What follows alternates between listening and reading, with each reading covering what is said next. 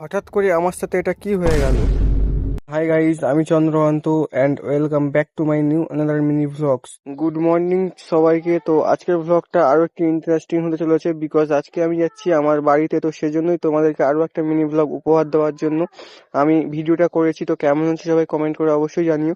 তো ফার্স্টে আমি চলে আসি খেয়াঘাটে। এবার খেয়ায় উঠে আমাকে বাসে যেতে হবে সেজন্য। আর বাসে উঠেই দেখো গাইজ, ভিড়টা অতটাও নেই, ভিড়টা কমই ছিল বাসের ভেতরে। তো দেন আমি একটু আমার থোবরাটা তোমাদেরকে দেখাচ্ছি গাইজ, দেখতেই পাচ্ছ কেমন কালুয়া থোবরা।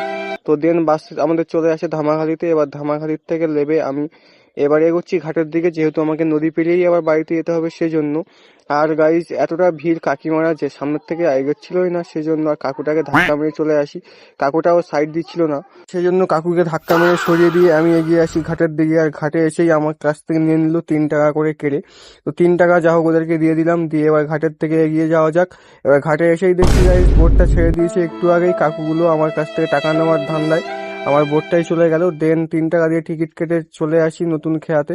এবার খেয়াটা আমাদের ছেড়েও দেয়, আর তারপরে চলে আসি সন্দেশখালিতে। এবার সন্দেশখালির থেকে পরের পাড়ে নামলেই আমাদের ঘাট।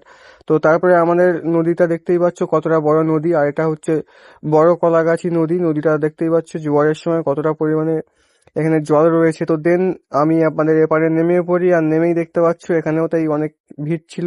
মানে সামনে কাকিমারা আসছিল আর আমি ক্যামেরা করছি সামনে, দেখতেই পাচ্ছ। আর দেখেই আমাকে একটু চোখ মুখ ভ্যাংচাচ্ছিল, তো আমি কিছু করো না করে সামনে এগিয়ে আসি। তো চলো গাইজ, আজকের মিনি ব্লগটা এখানেই শেষ করছি।